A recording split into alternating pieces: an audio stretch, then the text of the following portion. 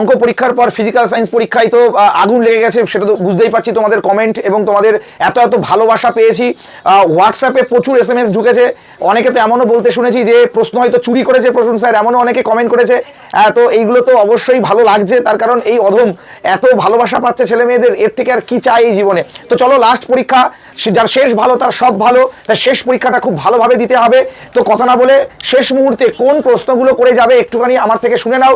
দেখো এই প্রশ্নগুলো কোনো বাকি থেকে গেল না তো। আমি জানি তোমাদের সমস্ত প্রশ্নই রেডি, বাট তা সত্ত্বেও শেষ মুহূর্তে এই প্রশ্নগুলো তোমরা মিস করছো না তো, একটুখানি দেখে নাও। আর সেইভাবেই কিন্তু রাত এখনো বাকি আছে, প্রশ্নগুলোকে রেডি করো।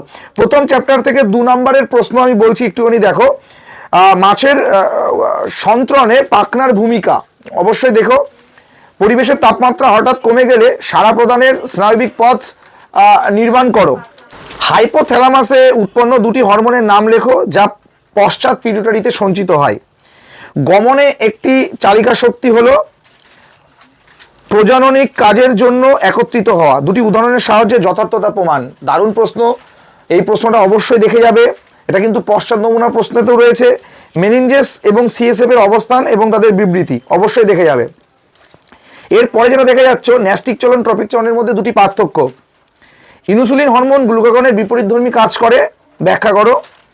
হরমোনের ফিডব্যাক নিয়ন্ত্রণে একটি উদাহরণের সাহায্যে আলোচনা করো। কেন্দ্রীয় স্নায়ুতন্ত্র ও প্রান্তীয় স্নায়ুতন্ত্রের অংশগুলো কি কি লিখতে হবে। আচ্ছা, নেক্সট কোয়েশ্চেন, এই ফার্স্ট চ্যাপ্টার থেকেই বিশ্রামত একটি প্রাণী গমনে উদ্যত হলো, এর 4টি সম্ভাব্য কারণ উল্লেখ করো। প্রশ্ন কিন্তু অনেক ঘুরিয়ে আসবে, আগেই বলে রাখি, তাই প্রশ্নকে এইরকমভাবে রেডি করতে শিখে যাও। দরজার ঘন্টা বাজার শব্দ শুনে তুমি যেভাবে দরজা খুলবে তার একটা স্নায়বিক পথ ছকের সাহায্যে দেখাও। দারুণ কোয়েশ্চেন। মায়োপিয়া ও হাইপারমেট্রোপিয়ার কারণ ব্যাখ্যা করো। তো 5 নম্বর এই চ্যাপ্টার থেকে কি করে যাচ্ছ সবাই জানো। নিউরনের একটা চিত্র এবং কিছু পয়েন্ট জেনে যাবে। নিউরনের ছবি কিন্তু আসবে 5 আর 2 এইগুলো করলে এই চ্যাপ্টার থেকে হয়ে যাবে। সেকেন্ড চ্যাপ্টার, DNA RNA এর পার্থক্য শুরুতেই বলে দিলাম, করে যাবে। ক্রোমোজোমের রাসায়নিক উপাদানগুলি একটি সারণীর সাহায্যে দেখাতে হবে। কোষচক্রের গুরুত্ব, মিওসিস কোষ বিভাজনের 2টি তাৎপর্য এবং তাদের ব্যাখ্যা। স্বপরাগযোগ অপেক্ষা ইতর পরাগযোগ উন্নত, এর সাপেক্ষে 2টি কারণ। অযৌনজনন যৌনজননের পার্থক্য।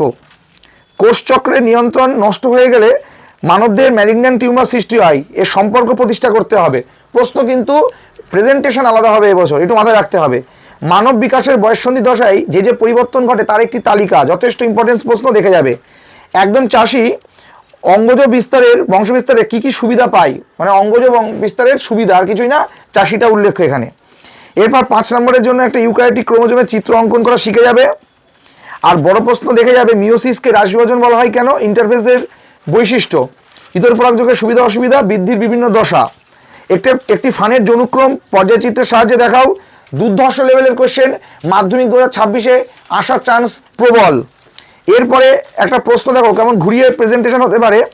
একটি নার্সারি পরিদর্শন করলে উদ্ভিদের বংশবিস্তারের কোন কোন পদ্ধতি তুমি দেখতে পাও তা উদাহরণ দাও। নার্সারি পরিদর্শন করতে হবে, মানে বুঝতে পারছো প্রশ্নটা কেমন ঘুরিয়ে আসলো। উপযুক্ত উদাহরণ সহ অযৌন যৌনের 5টি পদ্ধতি বর্ণনা করো। ঠিক আছে, এবার থার্ড চ্যাপ্টার থেকে তোমাদের যে 2 নম্বরের প্রশ্নগুলো রেডি করবে সেটা হলো বর্ণান্ধতা জিন বহনকারী বাহক মাতা এবং বর্ণান্ধতা আক্রান্ত পিতার জিনোটাইপ কী কী হতে পারে। থ্যালাসেমিয়া আক্রান্ত ব্যক্তির যকৃৎ প্লিহা ও অন্তঃক্ষরা গ্রন্থি এবং RBCর কী কী পরিবর্তন দেখা যায়, অবশ্যই দেখে যাবে। মা বর্ণান্ধতা হলেও পুত্র বর্ণান্ধতা হয়, এর কারণ চেকারবোর্ডের সাহায্যে, দুর্ধর্ষ লেভেলের কোশ্চেন। হিমোফিলিয়ার কারণ এবং লক্ষণ দেখে যাবে। সন্ধ্যা মালতী ফুলের অসম্পূর্ণ প্রকটতা চেকারবোর্ড অবশ্যই দেখবে। আচ্ছা, এরপরে যেটা দেখবে সেটা হলো, একদিন শিক্ষার্থীরা একটা খবরের কাগজে থ্যালাসেমিয়া নিয়ে একটা প্রবন্ধ পড়লো। তো একজন থ্যালাসেমিয়া আক্রান্ত ব্যক্তি পরিণতি জেনে তার ভীত হলো, তারা ভয় পেল। তো জনগোষ্ঠী থেকে এই রোগ দূর করার জন্য কী কী উদ্যোগ নেওয়া যেতে পারে, মানে প্রশ্নটা কী পরিমাণে ঘোরালো বুঝতে পারলে তো নেক্সট দিন পরীক্ষা দিতে গিয়ে এরকম ঘোরানো প্রশ্নই পাবে, টেনশন করো না। বাবা ও মায়ের অপত্য লিঙ্গ নির্ধারণে কার ভূমিকা বেশি, 2026-এ এই প্রশ্ন আসবে। অর্থাৎ সন্তান জন্মবার জন্য, অর্থাৎ পুরুষ সন্তান জন্মবার জন্য বাবা অথবা মা কার ভূমিকা সব থেকে গুরুত্বপূর্ণ হতে পারে। তো তোমরা অবশ্যই কিন্তু দেখো এই প্রশ্নটা, লিঙ্গ নির্ধারণে পিতার ভূমিকায় যথেষ্ট, এরকমভাবে কিন্তু আসতে পারে। আচ্ছা, এরপর যেটা দেব তোমাদের, ভিন্ন ভিন্ন জিনোটাইপ একই ফিনোটাইপ উৎপন্ন করে। একটা মটর গাছের দ্বিসংকর জননের পরীক্ষার ফলাফল একটা সারণীর সাহায্যে দেখাও, মটর গাছের দ্বিসংকর জনন, তার সাথে গিনিপিকের দ্বিসংকর জননটাও কিন্তু একবার দেখে যাবে। আচ্ছা, এখান থেকে আর কিছু দেবো না।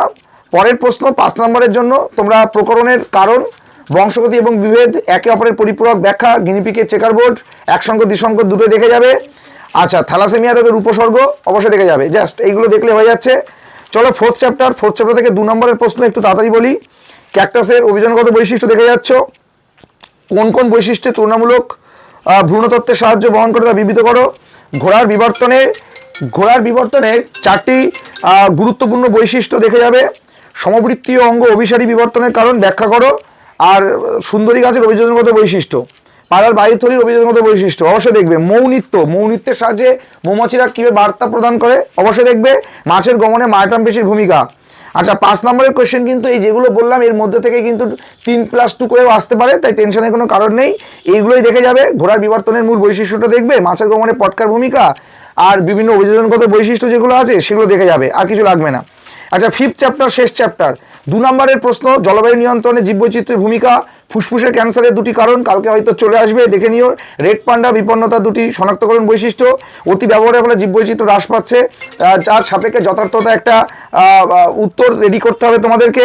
আচ্ছা, ক্রমবর্ধমান জনসংখ্যা এবং বাস্তুতন্ত্রে ক্ষয়ের অন্যতম কারণ, এর একটা যথার্থতা বিচার। বায়ু দূষণ কৃষিজ উদ্ভিদ কমিয়ে দেয়, তো বক্তব্যটি যথার্থতা প্রমাণ করো। আচ্ছা, অ্যাসিড বৃষ্টির 2টি ক্ষতিকারক প্রভাব। এরপর মানুষের ক্রিয়াকলাপের ফলে নাইট্রোজেন চক্র ব্যাহত হচ্ছে, তার যথার্থ প্রমাণ বা কারণ লিখতে পারো। আচ্ছা, এরপরে প্লাস্টিক ও ভারী ধাতু জীববৈচিত্র্য ধ্বংস করে, বক্তব্যটির যৌক্তিকতা বিচার, এগুলো অবশ্যই দেখে যাচ্ছ।